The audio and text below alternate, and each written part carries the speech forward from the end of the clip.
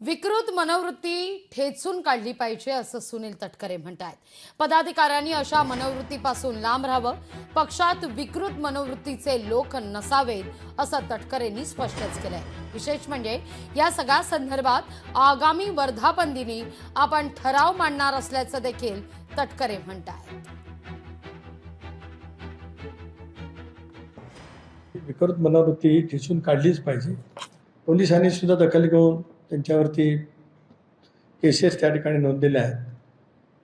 अनेक वेळेला अलीकडच्या कालावधीमध्ये घडलेल्या घटना दोन अर्थाने मी पाहतो। एक पक्ष म्हणून मी नक्की पाहतो त्या गोष्टीकडे, कारण पक्षाचा कुठलाही कार्यकर्ता अशा विकृत मनोवृत्तीच्या आसपास असू नयेच ही दादापासून आमच्या प्रत्येकाची स्वच्छपणाची भूमिका आहे। परंतु काय वेळेला ज्या वेळेला अशा घटना निदर्शनास येतात त्यावेळेला आम्ही कारवाई करतोच। पण अपेक्षा निश्चित उद्याच्या भवितव्याच्या कालावधीमध्ये राहील की पक्षाच्या कार्यकर्त्यांनी किंवा कुठेही कळत न कळत अशा या प्रवृत्तीपासून दूर राहिलंच पाहिजे।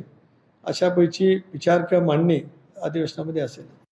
राष्ट्रवादी काँग्रेस पक्ष म्हणून मला विचाराल तर मी 2-3दा मुंबईला पत्रकार परिषदेमध्ये स्पष्ट केले की अशापैकी कुठली चर्चा, कुठलाही प्रस्ताव विलिनीकरणाचा किंवा इतर काय असेल तर तो राष्ट्रवादी काँग्रेस पक्षाकडे आलेलाच नाही। त्यामुळे आम्ही जे काही सामूहिक नेतृत्वाच्या माध्यमातून निर्णय करतो, आमचा एक कोर ग्रुप आहे, त्याच्यामध्ये या विषयावरती चर्चाच नाही।